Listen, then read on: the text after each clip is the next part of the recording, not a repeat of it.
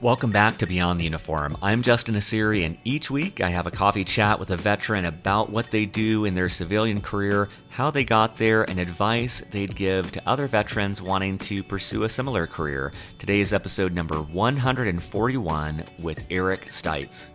Owning a business is probably the hardest thing you'll ever do. Hopefully at the end of the day, if you follow the franchise system and you're successful and you put in that, hard work for a number of years, it gets easier and ultimately you're building equity in this business that will be worth something, which certainly you don't get as part of a job or part of the military. That's an interesting thought. If the military only offered equity, and that'd be interesting. Well, I've got 4 reasons for you to listen to today's episode. First of all, franchises. We continue the deep dive I've been doing into a career as a franchise owner, why this may be appealing to veterans, and how to succeed at it. And Eric is the CEO of the Franchise Business Review. He's also served on a Vet Fran committee specifically about veterans owning franchises, so he's a wealth of knowledge on this topic. But for those of you who are not interested in franchises, I've got 3 other reasons for you. First of all, honesty in your career selection. Eric talks about how vital it is in franchising as well as any career to be exceptionally honest and reflective about your individual strengths and weaknesses and the cultural fit of whatever organization you join. Third, we talk about long-term investment. It starts off with Eric talking about viewing a franchise as a 5 to 15-year investment, which I'm realizing as he says that is an asset of veterans. Most veterans approach the military as a long-term career, as a long-term time investment, much more so than many civilians that I know. And so I think that that's an asset if you can approach a franchise or whatever your career is as building a skill set as an asset. So he talks about doing your homework, and I think that this applies to every job. Not just figuring out that cultural fit, but he talks a lot about technology and really evaluating an industry and a particular company as, is this going to be uprooted by technology? And then lastly, we talk about market research as an industry. That's Eric's career. It's the first one we've had on the show. And he talks briefly about what it's like to be in that industry of market research, how he got there, and some insights on what that sort of career is like. This is a very resource-rich episode, so if you have a chance, check out beyondtheuniform.io. Check out the show notes. You'll find links to about 2 to 3 dozen different books, websites, resources, papers that will help you in your career. And last plug, if you have not signed up for our newsletter, the email newsletter goes out every 2 weeks, talking about some behind-the-scenes things at Beyond the Uniform and covering some resources that may be helpful to you. So make sure you sign up for that resource. Stick around after the episode. We'll do a little bit of a debrief. I'll share with you some of my takeaways from the episode. I welcome your thoughts in the comment section of the show notes as well. And with that, let's dive in to my conversation with Eric Stites. Joining me today in Portsmouth, New Hampshire is Eric Stites. Eric, welcome to Beyond the Uniform. Thanks for having me. So I wanted to give special thanks to John Francis from episode 129. John was kind enough to introduce me to Eric. And I also wanted to give a plug, because we're going to be talking today about franchises. If you haven't listened to episode 129 with John Francis, definitely check that out. That's a good chaser for this episode, as well as episode 132 with Marlin Terrell, who is a Navy veteran who opened a Chick-fil-A franchise. So between the 3 of these interviews, it should give you listeners a great view about franchises and how that fits in with your skills as a veteran. I wanted to give a quick background on Eric. He is the CEO of the Franchise Business Review, which is a national franchise information firm that identifies the top franchise opportunities in the marketplace today based exclusively on ratings and reviews from franchisees, which are the real franchise experts. Eric served in the Navy as a first-class petty officer. He was the founder and president of Yaz.com and was the director of corporate development at Franchise Solutions. In his capacity as CEO of Franchise Business Review, he also has served on the VetFran committee to help veterans interested in franchises. So, Eric, maybe to start things off, how would you describe the work that you do with Franchise Business Review to someone who's on active duty? Sure. To put it kind of simply, is we're essentially the consumer report of the franchise world. So we reach out to thousands of franchisees every year and survey them on their satisfaction with their franchise that they've invested in. So there's lots of different information about franchising out there. Hundreds of different websites, Entrepreneur Magazine, you name it, and lots of them do different rankings of franchise companies. Our rankings and reviews are based exclusively on the franchisee satisfaction and how well they're doing in the business, and that's really a critical component. We're really the only ones in the franchise sector that do this to the level that we are doing it. And like I said, we talk to thousands of franchisees every year across hundreds of different brands. And specifically for today's call, one of the questions that we ask as part of our survey is, are you a veteran? So we are able to identify who the veterans are within any particular franchise brand. Just to kind of expand on that a little bit, a lot of people thinking about veterans going into franchising, a lot of those people are people that are just coming out of the military and transitioning right into franchise ownership. But the vast majority of veterans that are in franchising today are people that served, years ago and transitioned out and may have worked in the, quote unquote, real world for a number of years before deciding that they wanted to own their own business. So, some people do transition directly from the military into business ownership with a franchise, and many more transition several years down the road after they've gotten some corporate world experience. Do you have a sense for that? Because I think that's really interesting that a lot of these veterans have experience prior to opening a franchise. Do you have a sense for what kind of what that pie chart looks like, or the types of things that they're doing prior to a franchise, or put a different way, if someone was thinking of gaining experience prior to opening a franchise, what types of companies or jobs or roles would you recommend they think about? Yeah, it's a great question. We find that most of the people that get into franchising, and again, franchising tends to be, I guess, an older person's sport, if you will. Most of the people that come into franchising are in the middle of their careers. And so, you do get some people that are coming out of college or young veterans that are coming out of the military after a few years of serving and buy franchises. But the vast majority of people are, the average franchisee is, 45 to 50 years old and has worked in corporate America for at least a few years if they served in the military, and it really varies. Their experience is all over the map, and that's the great part about franchising is you don't necessarily have to have specific experience in whatever it is that the business does. Franchise companies actually prefer candidates that don't have a lot of experience in their particular field, because they want to be able to train them and teach them their way of doing the business. Now, that being said, it's definitely very valuable for any franchise owner or business owner to have some basic understanding of small business and finance and that sort of thing. So those are skills, obviously, that you might pick up working in corporate America, but you can certainly pick those skills up too by going to your local SCORE office or, going to a local community college and taking some basic business classes. And, it's shocking to me how many people own businesses and franchises that really don't have a good grasp of, kind of those financial basics of how small business works. And certainly the most successful franchisees are, they have a very good grasp of kind of the financial side of the business.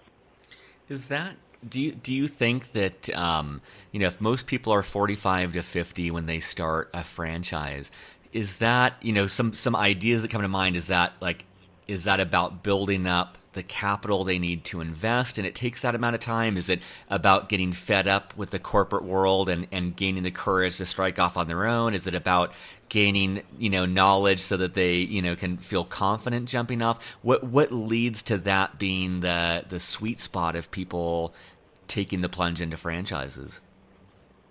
Yeah, it's a great question, and I'm going to sound like an attorney a lot today, and I'm going to say, well, it really depends, but it does vary all over the map. I mean, certainly from an investment standpoint, having a few years of working in the corporate world and saving up, for owning your own business, can be one path, but there's many franchise opportunities out there that don't require a whole lot of capital. I mean, certainly they require some capital, and and what that amount is can vary from as low as $5,000 or $10,000 to as high as several $100,000. And certainly when you're talking about the higher end of that scale, I mean, for most people, even people that have been in the corporate world for a while, having that kind of nest egg is pretty rare. So I think that's where a lot of people don't even look at franchising as an option, especially those coming out of the military. They're like, I can't, I don't have that kind of money. I can't afford a business. And when they start looking, they are surprised, I think, a lot of times to find that there are, a number of very affordable options out there. Like I said, I mean, some companies require an investment of $5,000 or $10,000 initially. There's lots of financing. Certainly, that's an option. And and buying a business is very much like buying a house. And again, when you look at a franchise company, the total investment might be, 150 or 200,000 or 250,000. I mean, and that's kind of the sweet spot of the franchise world is, the average investment is a couple $100,000 in many cases, but a lot of that money is financed, or financeable. So they're only looking for you to put down, $25,000 or 25% of that as an initial investment. And if you're a veteran, many of these companies offer discounts on that too. So they'll discount the franchise fee. They may have special incentive financing programs, either themselves or through a third party. So again, don't be discouraged and think, I can't afford. There's no way I can afford to buy a business, because there's lots of great opportunities out there. And if you're a qualified, highly skilled person that's a good fit for that business model, that franchise company is going to find a way to get you the capital you need. And again, there's lots of opportunities out there that, for example, we've got a couple of companies on our top list for veterans, Cruise One and Cruise Planners, obviously in the cruise planning business, travel business. I mean, you can get in to both of those concepts for under $10,000. So, and with the discounts even less than that. So again, franchising is a great option for people, even if they don't have a huge amount of capital to invest.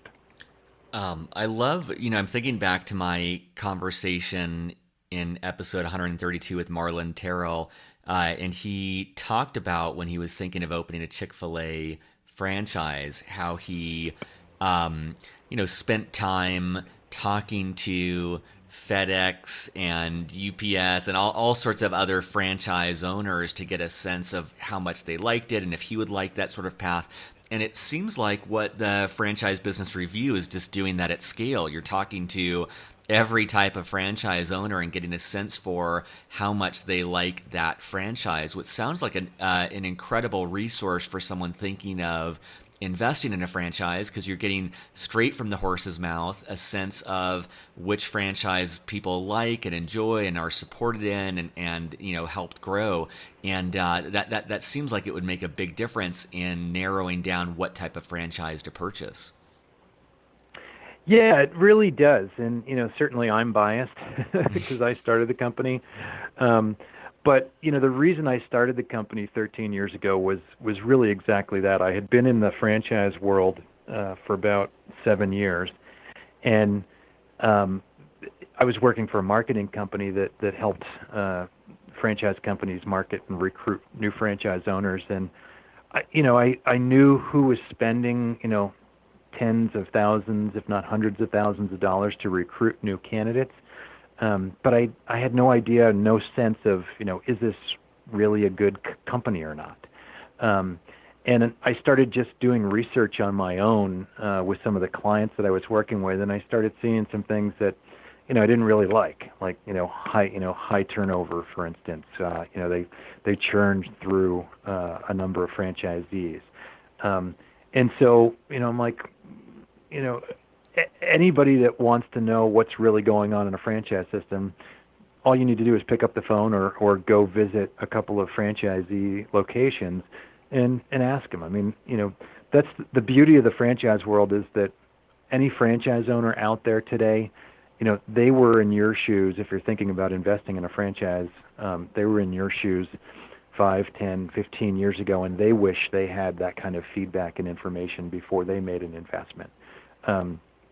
So, being able to look and see what franchisees, I mean, I tell people all the time, nobody buys anything today without looking at peer reviews. I mean, whether it's Amazon and you're looking at books, washing machines, cars, whatever. I mean, we've become an information society, and being able to look at peer reviews is obviously critical in making that decision.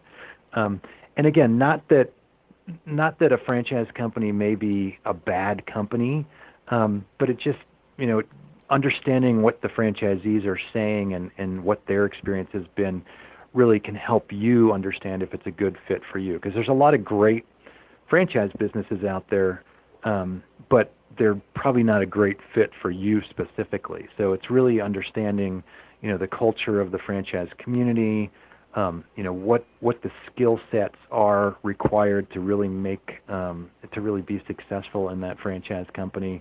And that's something I talk to franchisee candidates about all the time, whether they're veterans or non-veterans, is that, really dig into the business and understand, what are the skill sets that make that franchise owner successful. Because often it's very different than what the business may look like on the surface. For instance, I mentioned Cruise One and cruise planners. I mean, obviously the cruise business sounds glamorous, and all that, and it is, but the skill set that makes their franchisees the most successful is really sales and marketing skills. And their franchisees, it's a home-based business, so they're on the phone talking with people about, taking vacations and planning vacations and all that every day. And, that's great, but if you're not, a good, strong sales marketing person and you don't want to sit on the phone all day and talk to people about taking a cruise, well, then that business probably isn't the right fit for you.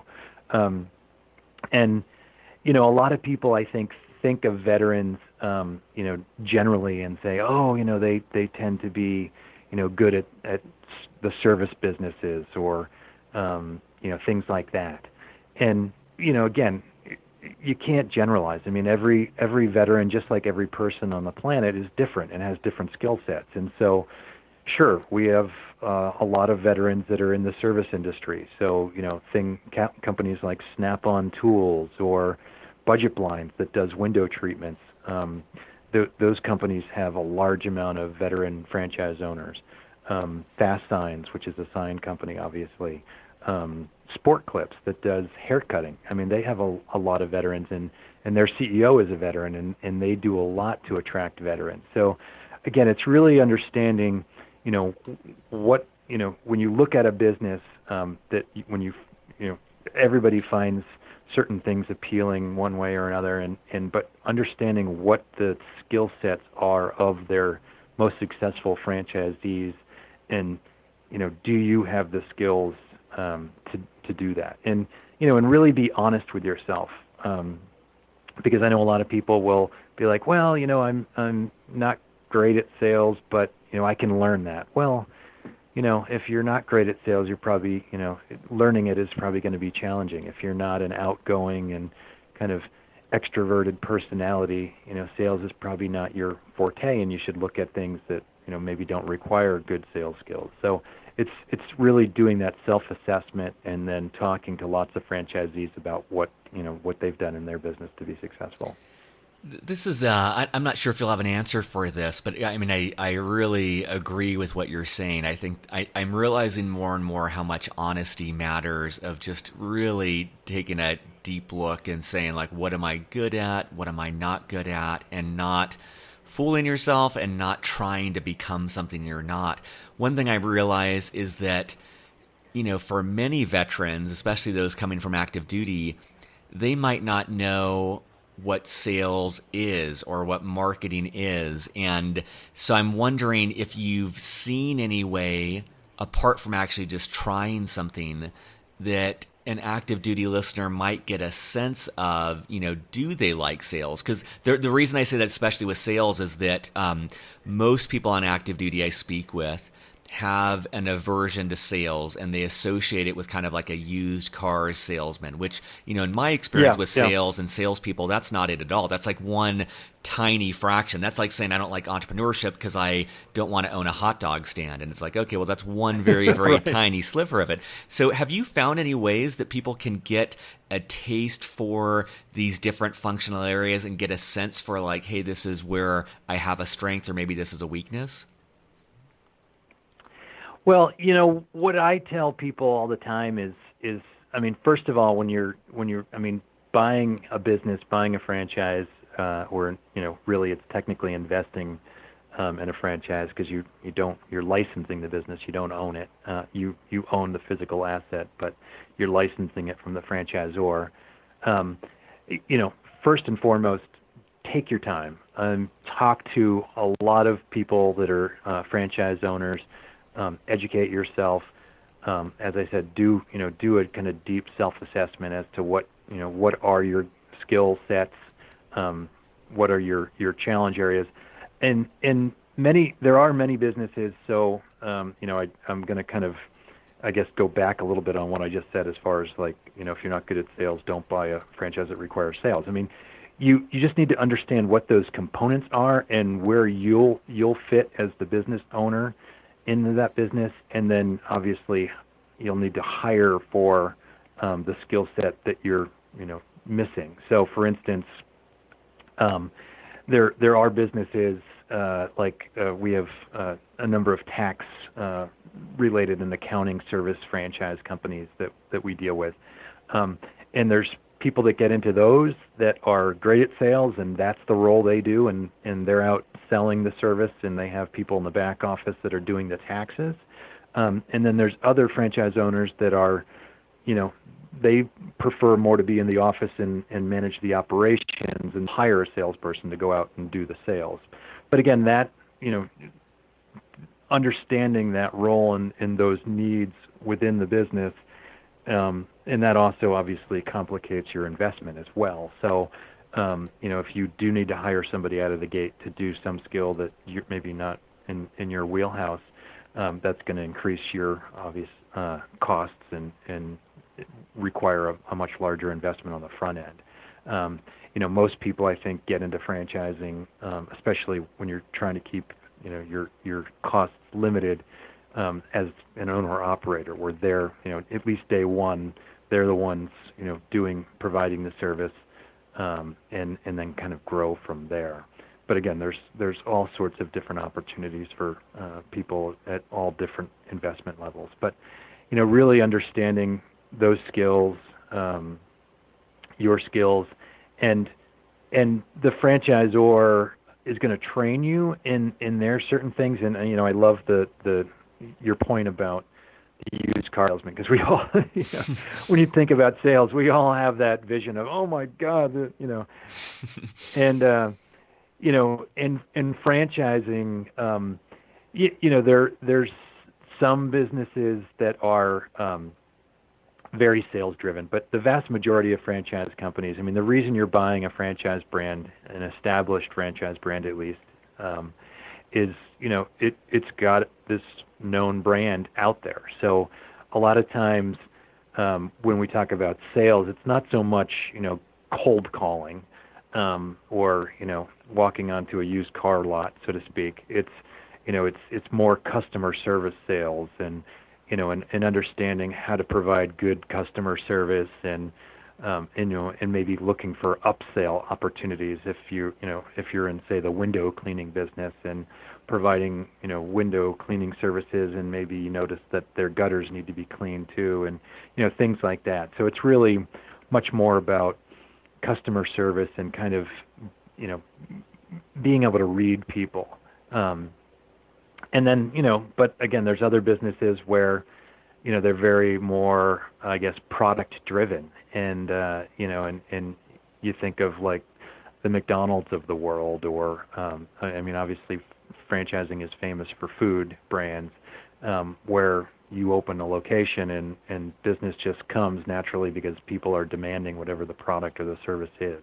So again, depending on how well established that company's brand is and what your local market competition looks like, you may have a business that you're not doing a lot of sales and marketing. It's the business is coming to you. So it really depends.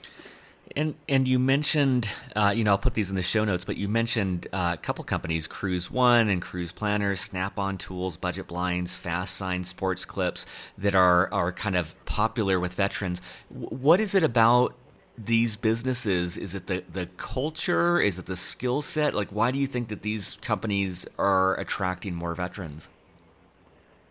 Yeah, it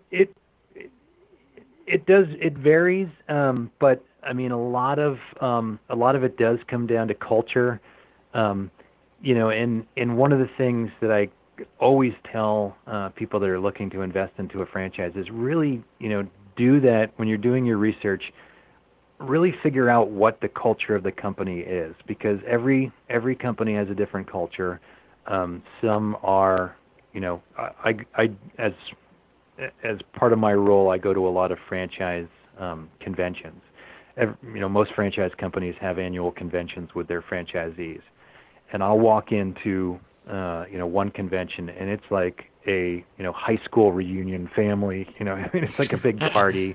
All the franchisees are drinking and having fun and exchanging war stories from the year. And then I'll walk into other conventions and it's very corporate feeling.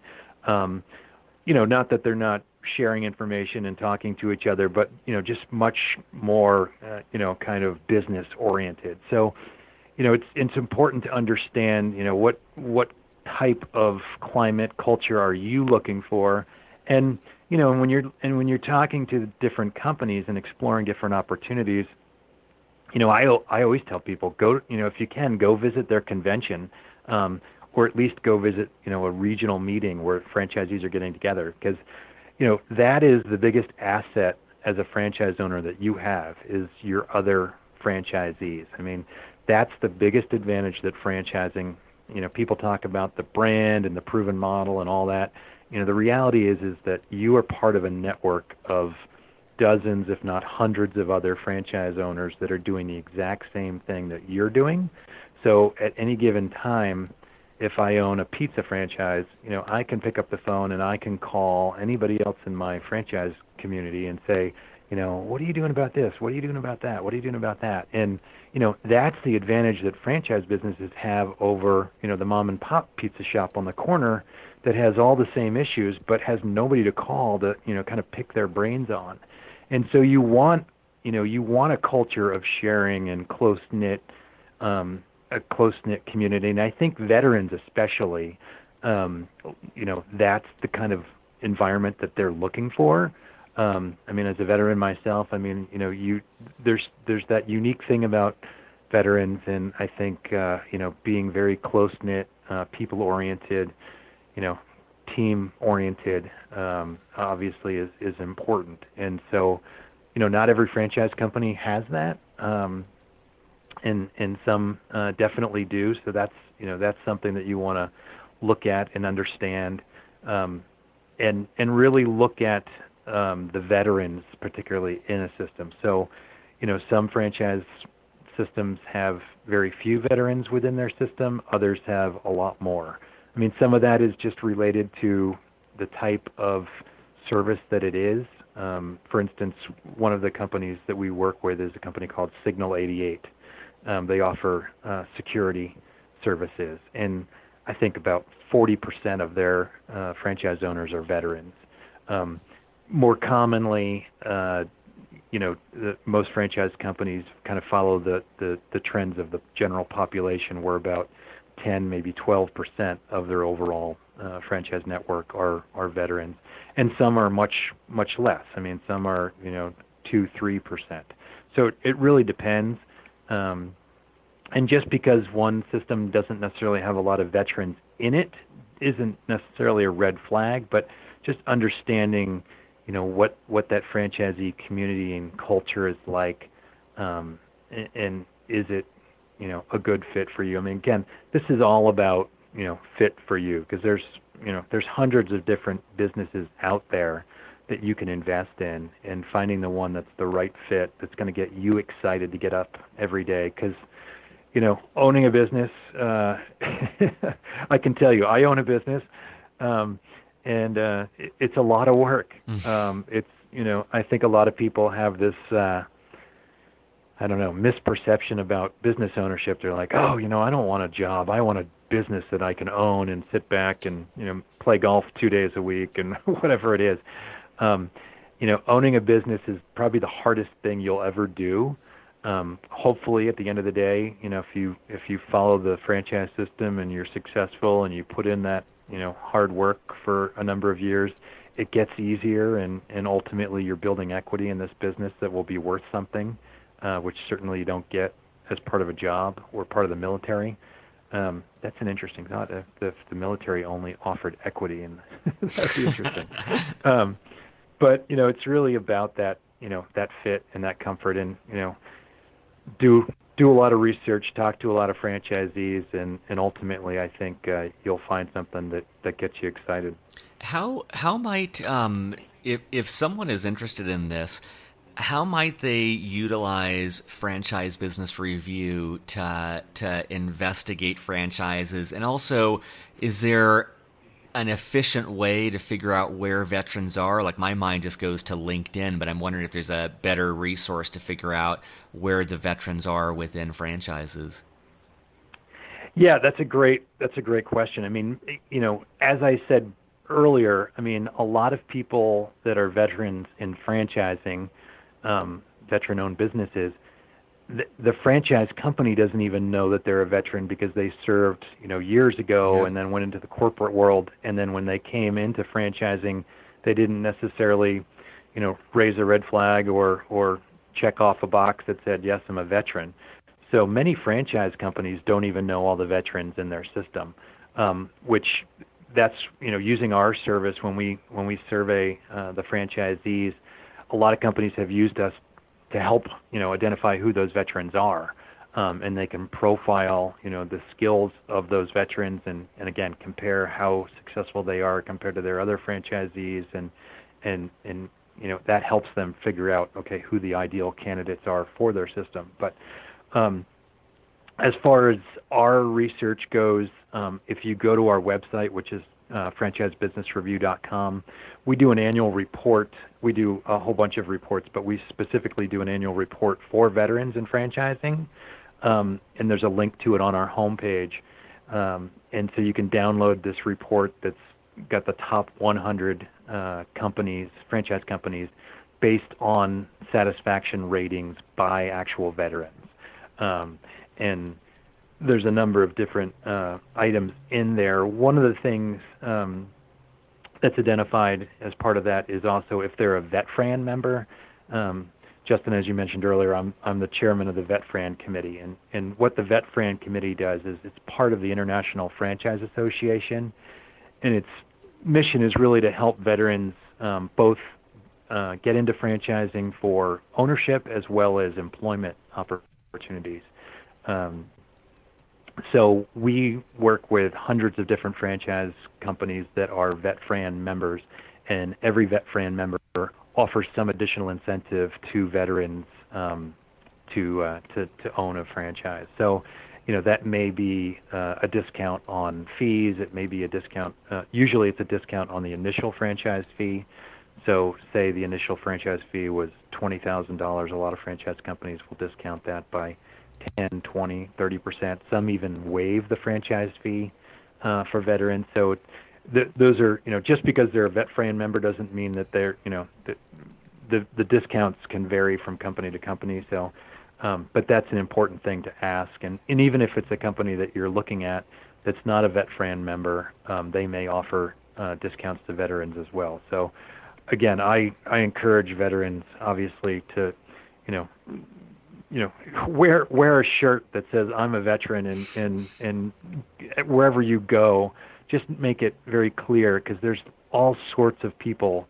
That's the most frustrating thing for me serving on the VetFran committee, is that there's so many different organizations that are trying to help veterans through just education and different incentives and discounts and everything else.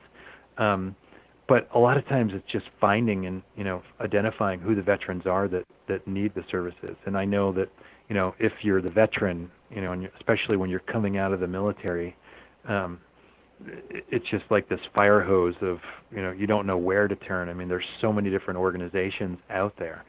So again, just whenever you're talking to a franchise company, make it clear that you're a veteran. You can go to our website and download our veterans report. You can go to the VetFran website, which is just vetfran.com. The IFA's website, the International Franchise Association, which is franchise.org, has a lot of great resources on their website as well. So just, again, take your time and do your research. And, and if you have any questions, certainly call or email me, and I can provide Justin with my contact information as well. This is great, and I'm gonna in the show notes I'll add a link to VetFran. I'll add a link to that annual report. That sounds incredible. If I was thinking about a franchise, I would definitely download that report and start looking at what companies work well for veterans. That sounds like an incredible resource. I'm curious, what other resources come to mind that you would recommend to veterans who are interested in buying into a franchise? Well, I mean, as I mentioned a little bit earlier, I mean, first thing is to educate yourself. And so there's a number of great books out there, Franchising for Dummies, which kind of sounds funny, but there's a Franchising for Dummies book, which goes over the basics of how franchising works. There's another great book called The Educated Franchisee. So, do a lot of reading, go online and check out the websites that we mentioned, as well as others. Just take your time and don't, one of the problems I think in franchising is every once in a while you do run into that used car salesman that's selling franchises type of personality, and it's just the hard sell. You got to buy our franchise, and you got to buy it today. We've got somebody else that's looking at your territory. Don't fall for those kind of hard sell tactics. Most people, when they invest in a franchise, have spent a year or more looking and researching and doing a lot of homework on franchise opportunities. So to think that you're going to make a big decision like this in a couple of weeks, I think is very unrealistic. And then look at all the local resources that you have available to you too. So again, small business classes at community colleges, the local SCORE SBA office. So there's a lot of retired executives that is a national network of retired executives that will help you kind of understand and explore what your options are in business. So again, franchising is great, but maybe maybe there's other opportunities to purchase a non-franchise business, or other opportunities in your area. Talk to local bankers just to establish a banking relationship, and understand what their financing options are. Talk to any of the transitioning services. There's lots of different services out there that help transitioning veterans, because there's all sorts of programs. Boots to Business is one that's a great program, and others. So you just gotta there's services out there. There's as I said, there's tons of services out there, but you do have to be kind of a little bit outgoing and aggressive to really identify where they are and how to get involved. And there's just so much information, and again, like, just take your time and really understand it. And the thing that I tell people all the time is go and volunteer to work at a franchise company if you're not sure if it's something that you'll like, or if you have the skills to do it. Or rather than volunteer, work for the company. A lot of franchise companies or franchisees need employees too. So it may not be your dream job, but if you get a job at a franchise company, it's going to give you kind of that inside look at what the business is all about. So whether it's a window cleaning business, or a sign business, or real estate business, you can work for that business as a employee to really get a good inside look at what it's all about. And so that may give you a lot of inside information as well.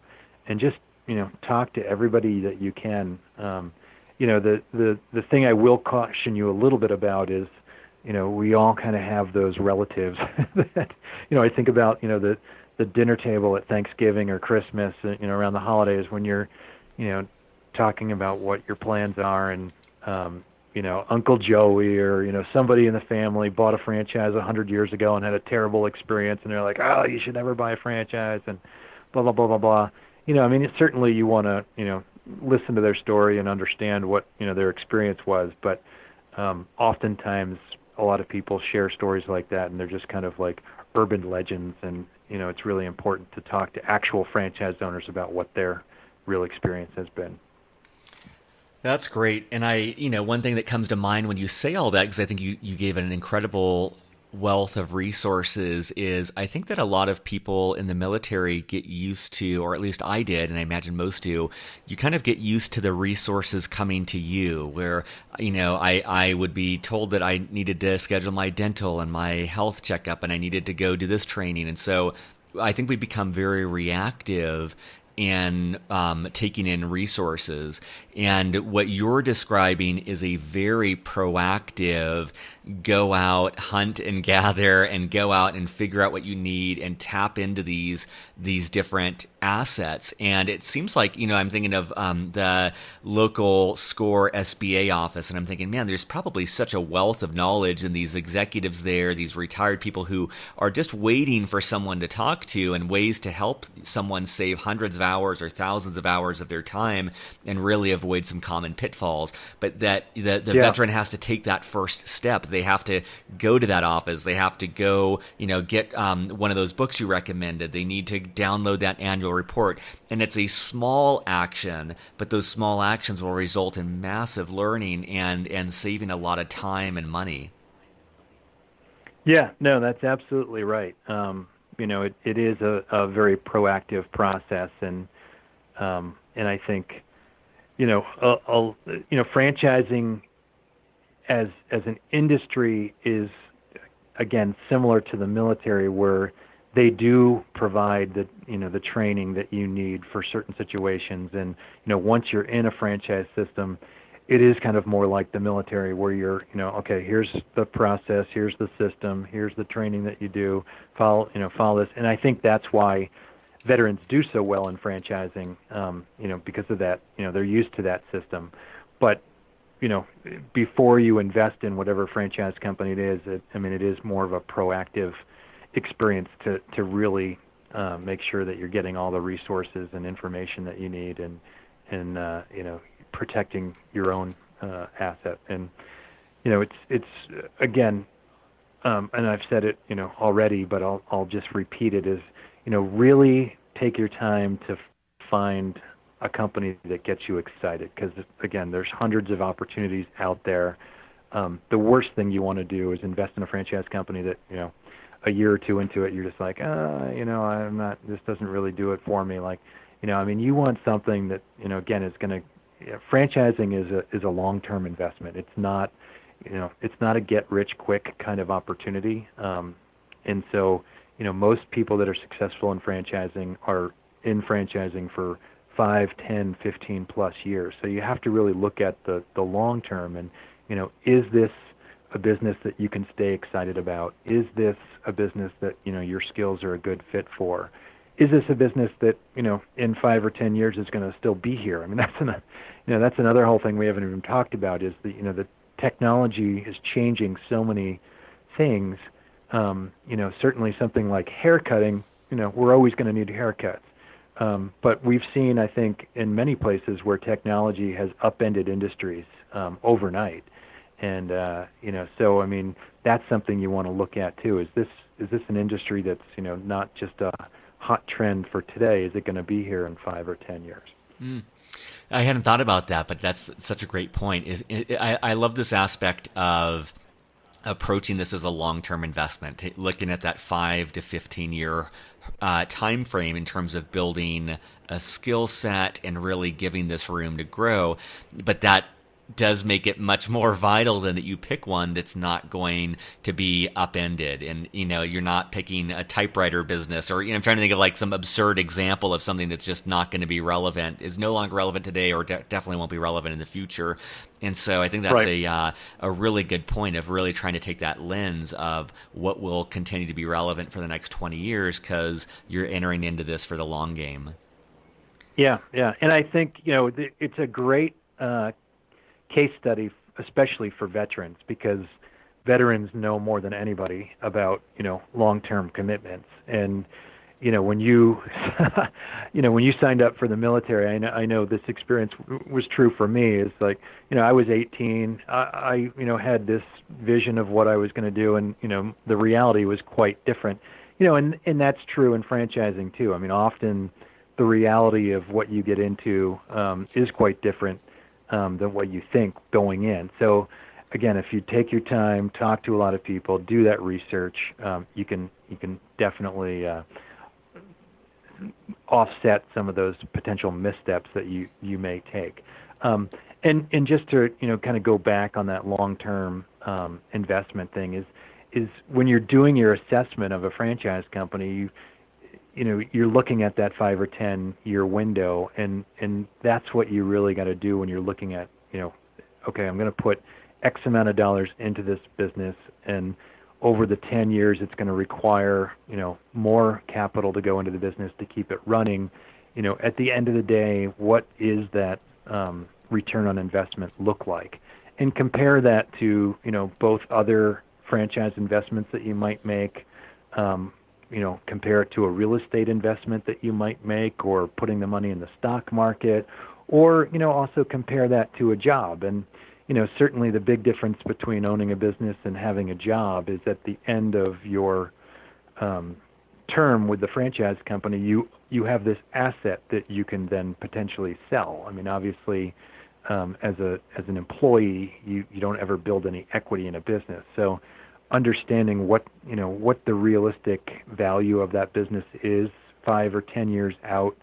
Are you going to build equity in something that's worth selling to someone? And and talk to franchise owners about their experience in reselling their businesses and what those businesses were valued at. So it's a lot. I know it's overwhelming, and take it slow, and certainly call me if you have any questions, and I can help walk you through it. This is great. And I wanted to shift gears just right here at the end real quickly, too. And I realized that you are, I think, the first person I've spoken with where LinkedIn has your industry categorized as market research. And I did want to just kind of give you room to talk about what your day-to-day life is like in the market research industry. And I do that just because if someone is interested in a career just like you have right now, getting that sense of what it's like to be in your shoes for a week.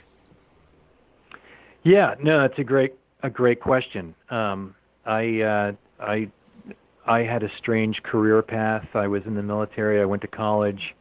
I was a plant biology major of all things, and then after college went into kind of the creative industry, photography and advertising world for a number of years, and it really took about 25 years before I kind of stumbled into the franchise world, and then ended up, doing research on a day-to-day basis. And, I never planned to be a researcher, so to speak.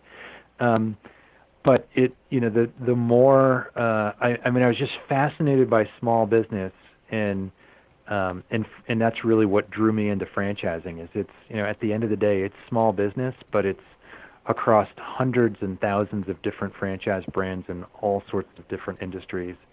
And it was just, really intriguing to me. And, and there's just so much to learn about franchising and the actual performance of franchisees, and, how they go about recruiting new franchisees and growing their franchisees and supporting their franchisees. And so it really, it was like a drug for me. I mean, it became addictive, and it was just fascinating. And it's a fascinating world. I mean, I love the franchise world. I talk to people all the time and tell them that, franchising offers a lot of great opportunities for the right people if you find the right fit. And it's an interesting job. So thanks. Again, I never thought I'd be a market researcher, but here I am. This is awesome. Well, I always like to leave the last question a little bit open-ended, which is, you've covered a lot of ground in terms of franchises, about honesty, long-term investment, and really doing your homework before diving into something. Is there anything else that we haven't covered that you'd like to share with active duty or veteran listeners? Wow, that's a great question. I mean, I'll just repeat myself and just basically tell you to, just talk to as many, do that proactive research and talk to as many people as you can out in the world.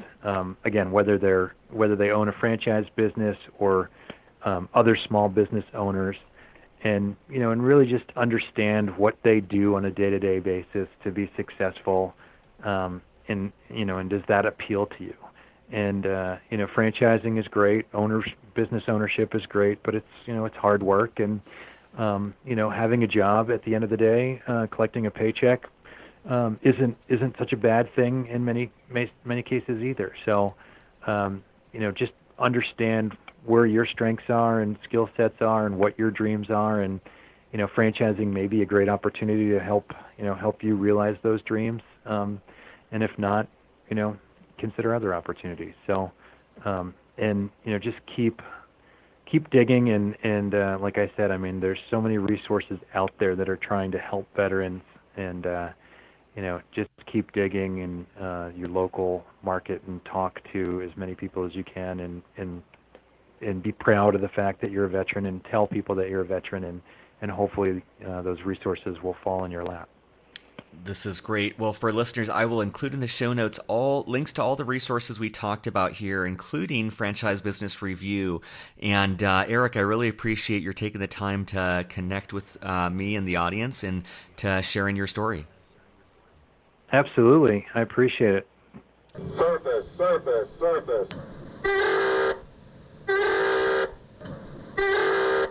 Well, I hope you enjoyed that episode. Wanted to share a couple things that stood out with me just as I reflect on Eric's advice. One of the biggest things that stood out was when he said, the biggest asset you have as a franchise owner is the other franchisees. You are part of a network of dozens or hundreds of other franchise owners who are doing exactly what you are. You can call them and get advice anytime. This is the advantage that franchises have. I think that's a great advantage when you think about franchises. I also think it's a great perspective to bring with you to whatever career you go into.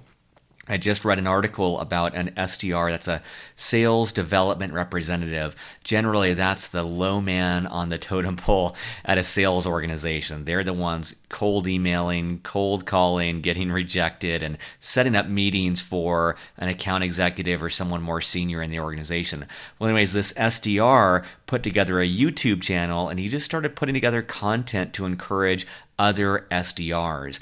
And through that, he's built up a huge network of lots of sales development representatives, but he's also gotten deals this way because other companies have seen him, seen his chutzpah, and meetings came to him instead of the other way around. So it just makes me think of establishing that network. Wherever you go, plant yourself, get to know other people in the same geographic area, in the same industry, in the same functional area. Borrow that learning. It's a way to get ahead faster. And if you're listening to this podcast, I'm sure that's something you're thinking about. So just a tidbit I wanted to leave with you. I enjoyed what Eric said about, he said, buying a business is very much like buying a house. He talked about many franchise companies offer discounts for veterans or special financing programs. A takeaway for me for that is just, I think as you think of what career you want to do, take your time. If you're on active duty, props to you for getting a head start, thinking ahead, starting to try and figure out what you want. And another thing you can be doing is saving up money so you don't have to take a job right away. But if you're able to really treat the career process like buying a house, just like you would with a franchise, it gives you the luxury to really make sure that it's the right fit for you, that you know what you want and that it's going to be something you're going to enjoy. And the other part of that is this whole discounts area for veterans. I think for franchises, it sounds like it makes a lot of sense to make sure that you get that discount or promotion. But I think that's something to look at in general. I know it might be strange in different settings asking if they have a veterans discount, but it's worth doing it. It can save you some money, and that money can buy you time to figure out what you want to do, or even have that $5,000 to $10,000 or $100,000 plus that Eric talks about using to buy your own franchise. Last one that just kind of stood out to me is, he talks about not falling for the hard sell tactics. And he talked about how most franchise owners take over a year deciding on which franchise to buy. So don't be bullied into people saying, hey, you've got to take this opportunity, you're going to miss out. I think that this applies to franchises. I also think it applies to recruiters and many employment opportunities. And a lot of people use that hard sell tactic because it works. And if they can say, hey, this is an exploding offer, you need to let me know tonight or tomorrow. Or if they pressure you to not speak with your spouse or significant other, you don't want to end up in an organization where you've rushed into that decision. And, an organization doesn't want you making a decision that you're not wholeheartedly behind. So whatever you're looking at, I think that you'll probably encounter some form of the hard sell. And I would encourage you to do your best to avoid being pressured into something out of this false sense of scarcity. That's all for this week. Would love any feedback you have. Definitely sign up for our mailing list. That's how I send out most of the surveys, getting feedback about who else to interview for the show. If you haven't had a chance to leave us a review on iTunes, greatly appreciate it. And definitely sign up, pre-register for Veterans in Consulting. I think it will be a worthwhile panel. I'm working hard to make this an incredible event, and would love to see you there, see you by video. And have a great week. I'll be back next week with more interviews with veterans about their civilian career.